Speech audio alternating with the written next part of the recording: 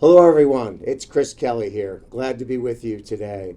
I am pleased to be joined by Dr. Jane Brunt. Jane is a feline practitioner with a practice in Maryland and also acts as the executive director of the Catalyst Council, a well known organization that does a lot of good work around cats. Welcome to the show, Dr. Brunt. We're really glad to have you. I am so happy to be here. Thank you, Chris. So, the Catalyst Council, we'll start there. You do a lot of good work around the medicalization of cats. Tell us what that landscape looks like today. Where are things? What's changing? Love to hear your thoughts. Absolutely. It's such a great world now. When you think about the current state of affairs in the veterinary industry, with declines that people are seeing in whether it's pet insurance renewals or for dogs, declines for the dog market, you're seeing the opposite trends with cats. So whether that is visits to the veterinarian, pet insurance policies that are renewed or written, it's just remarkable. So we are focused on the medicalization of cats, really getting cats to the veterinarian for their lifelong health care. That's so important. And our vision is really to enhance the quality of life for cats and their people. Sure, that makes perfect sense. And you've been doing a lot of good work there. I know that the Catalyst Council undertook a fairly sizable research initiative mid last year, and the results have come out this fall. Talk to us a little bit about what was in there and what some of the challenges might be that you see where we are now, and we'll talk about where we might be headed. Yeah, they're all opportunities for sure. The Catalyst Report State of the Cat 2024 was released in 2024, and it gives some insights on veterinarians' thoughts about cats and cat owners, and also insights of cat owners about their cats and how veterinarians manage their cats' health. So there's some real opportunities. Some of the questions, a handful of the questions, were a repeat of the veterinary care usage study about 10 years ago, the feline findings. And there hasn't been a lot of change, surprisingly, in that 10 years over what people think and what people do. We actually were also able to measure what people do by PIMS polls, and we're going to grow that work in 2025. So we've already developed our data committee, and that's a really big focus. And most importantly, because of all the opportunities that Catalyst brings, we're a 501c3. We're neutral to the cat industry, Sure. so we have competitors who otherwise out on the floor might be talking about their product and how it's better. We're all focused on the cat and how to increase cat health, cat awareness. And they're in your face and your database, and they're also, half of them never come to the veterinarian anyway. So That's definitely been an ongoing problem, and one we need to solve. And I think you're right. With dog visits down, visits overall down, and new client visits down, the opportunity with cats has never been better. Through that research, were there any interesting findings around cat owner sentiment?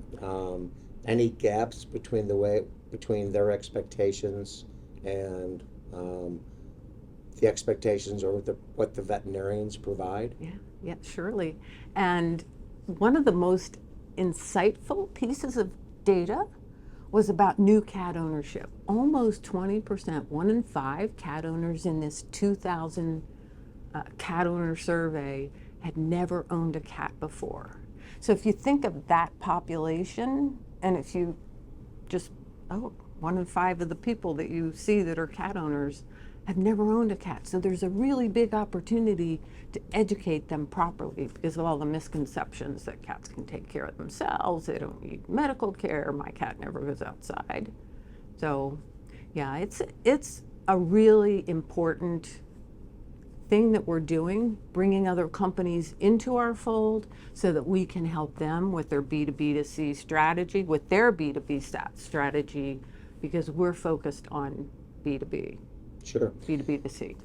So, what do veterinarians need to be thinking about when it comes to getting more cats into the practice for care? It's been an ongoing concern and problem for years. I don't know what the exact stats are. I know they haven't moved much. So how do we do a better job at that level with the vet in helping them get more cats care? One of the simple things that we noticed in the 2024 State of the Cat Catalyst report was that pet owners, veterinarians think they give a good description of how to get the cats to the veterinarian, that whole, access to care from a physical standpoint.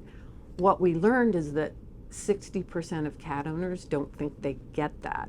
So the simple thing when they're incoming opportunities, like people are calling or they're already in your database, how can, just ask them, how does your cat travel to the veterinary office? We can help that. How can we help you start with cat-friendly travel? And that brings me to the point of what the Feline VMA is doing with cat-friendly practice and all the resources that Feline VMA has for cat veterinarians. Any veterinarian that handles a cat is a cat veterinarian, so Sure. all of those opportunities within the Feline VMA. And lastly, when you think of all the cats that don't come to the veterinarian, where can we position ourselves to reach those people? How do we do that? We've always been an organization focused on collaboration. So when you think about pet retail and animal welfare, that's also a part of the journey of a cat owner. So we're really inclusive, and we just want to make a better life for cats. So if we take a look at 2025 and what's coming our way, what would be the key things we need to get done to start this process and really start to drive it? Looking ahead, when you see the demographics of pet ownership and what Gen X's and Gen Zers are doing with their pet parentship, I use that term in quotes because we have to take care of them. We're their owners. And just the opportunities to reach out to that new population that is going to grow and want to take better care of their cats because they're cat owners, men becoming increasingly important in the demographics of cat ownerships, and it's a really exciting time. Well, we all know that the millennials and Gen Z are starting to gravitate towards cats for many different reasons.